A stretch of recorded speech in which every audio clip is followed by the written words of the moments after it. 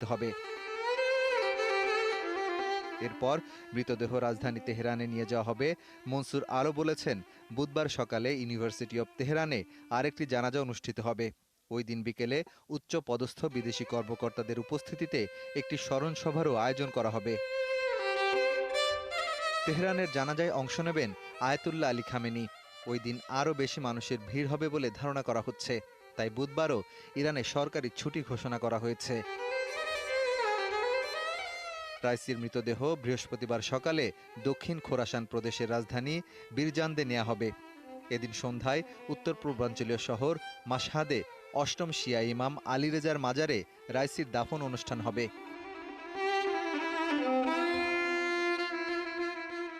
মাহফুজুর রহমান, একাত্তর।